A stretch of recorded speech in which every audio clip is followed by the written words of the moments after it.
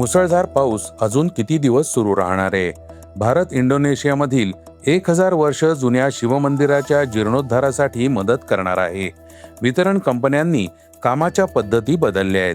एआयच्या गैरवापराला आळा घातला जाईल. राम मंदिरासाठी तिरुपती मॉडेल लागू करण्याची तयारी सुरू आहे. क्रिकेट सामन्यांदरम्यान कंडोम आणि डेटिंग ॲपच्या जाहिरातींवर बंदी घालण्यासाठी पत्र लिहिलंय. दादा द सौरव गांगुली स्टोरीचा फर्स्ट लुक कधी प्रदर्शित होणार आहे? या बातम्या आपण आजच्या पॉडकास्टमध्ये ऐकणार आहोत. नमस्कार, मी अनिरुद्ध गद्रे. आज 7 जुलै वार मंगळवार. तुम्ही ऐकत आहात देशातील number 1 Marathi news website isakal.com podcast. पॉडकास्टची पहिली बातमी आहे पावसाची.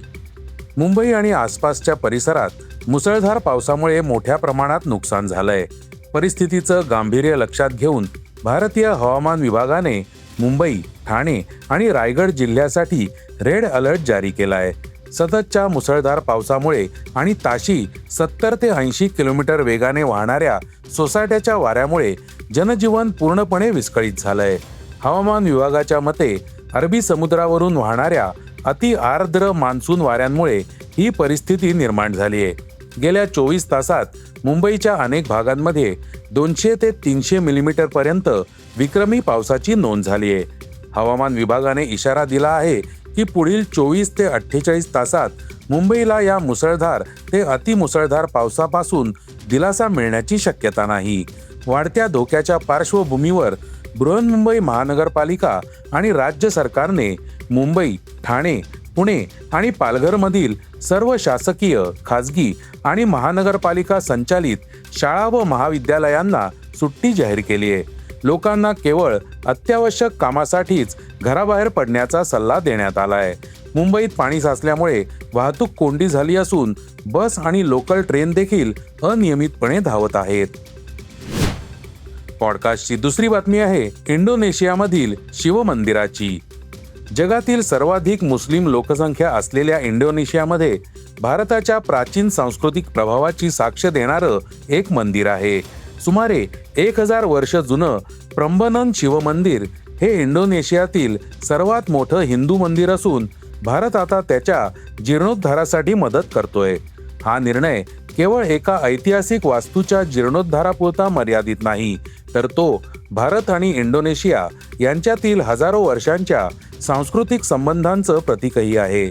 इंडोनेशियाची राजधानी जकार्तापासून सुमारे 500 किलोमीटर अंतरावर योग्याकार्ता येथे असलेलं प्रंबनन मंदिर 9व्या शतकात बांधलं गेलं. भगवान शिवाला समर्पित असलेला हा मंदिर परिसर त्याच्या भव्य वास्तुकला आणि कोरीव कामांसाठी जगभर प्रसिद्ध आहे.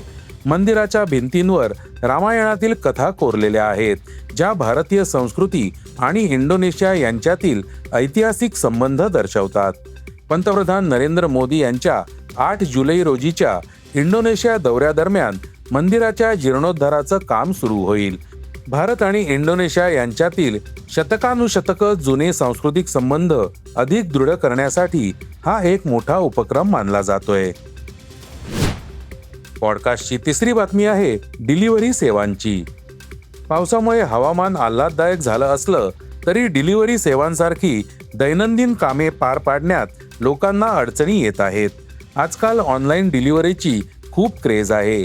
लोक घर बसल्या किराणा सामान, खाद्यपदार्थ, रोजच्या वापरातील वस्तू किंवा फर्निचर अशा गोष्टी मागवत आहेत.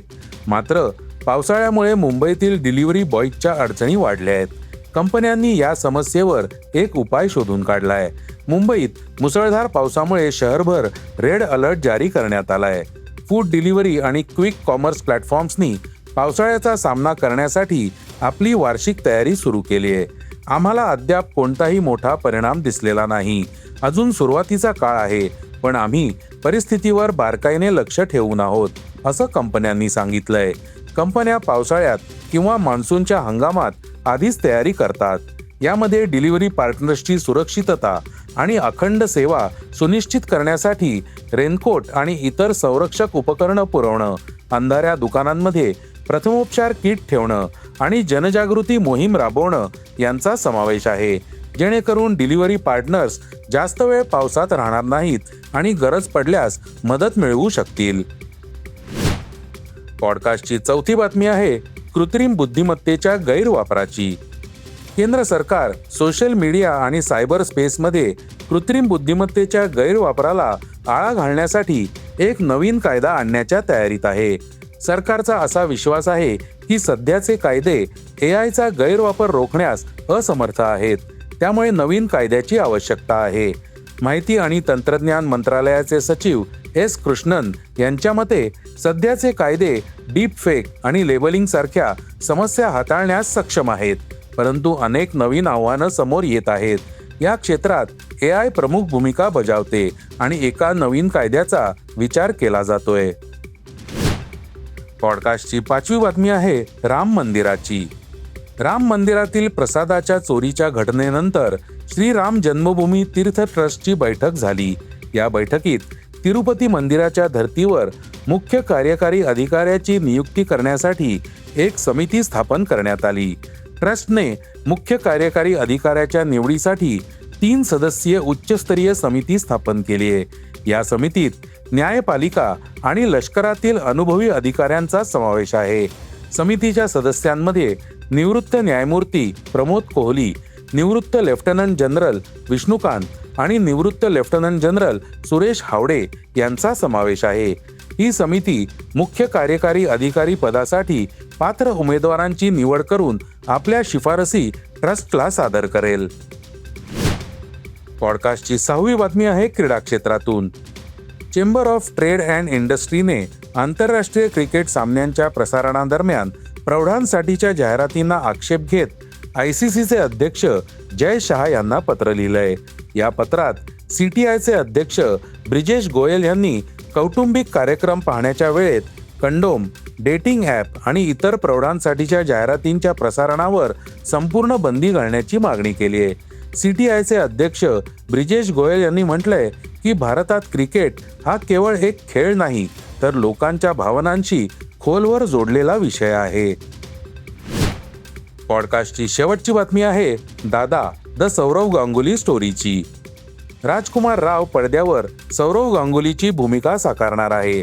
चित्रीकरण सुरू असून चित्रपटाचा अधिकृत फर्स्ट लुक लवकरच प्रदर्शित होण्याची शक्यता आहे, ज्यामुळे दादा द सौरव गांगुली स्टोरीबद्दल चाहत्यांमधील उत्सुकता आणखी वाढली आहे. सौरव गांगुलीच्या कारकिर्दीचा संपूर्ण प्रवास उलगडणारा हा बायोपिक केवळ क्रिकेट प्रेमींसाठीच नव्हे, तर सौरव गांगुलीच्या चाहत्यांसाठीही या चित्रपटाला अत्यंत खास बनवतोय.